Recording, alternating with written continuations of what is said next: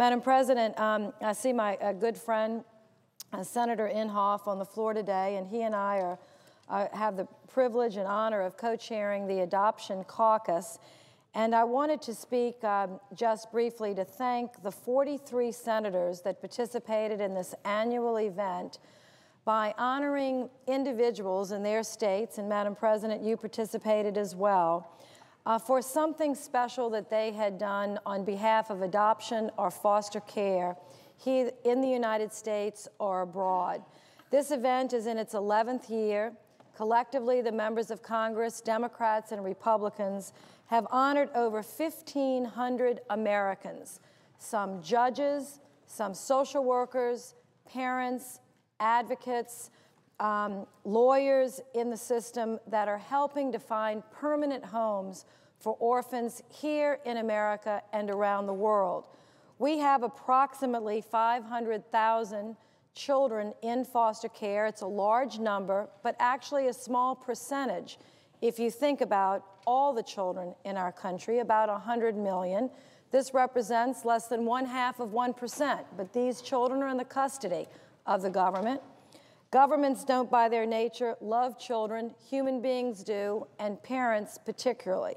So our job as senators and congressmen is to try to break down barriers, legal and otherwise, so that we can find these orphans permanent homes. In the last 20 seconds that I have, I want to submit to the record the names of the 43 senators and their angels for the record from a variety of states in the Union. I want to acknowledge the 3 national angels were Judge Michael Nash of California, nominated by the senators from that state and from all of us, who started National Adoption Day, where judges like Judge Nash took the liberty to hold adoptions on Saturdays so that we could move a backlog of children. And because of his action, 350 communities now hold adoptions on Saturday.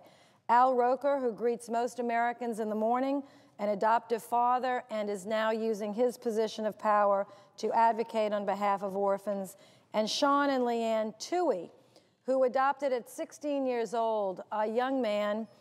They are a couple, had raised 2 biological children, adopted a young man who was going nowhere on a dead-end street. Because of their love and because of their mutual support, now is the #1 draft choice and is now going to play for the Baltimore Ravens. A young man with a great deal of potential, just simply didn't have any parents that believed in him. Now he does. That's the work that we do. So let me submit these names for the record. We honor all of our angels that were here for many days, understanding they're not alone in this fight to find homes for orphans. And I thank my colleagues for the opportunity to just speak briefly and to take the time on this important bill for this record today. Thank you, Madam President, and I yield the floor.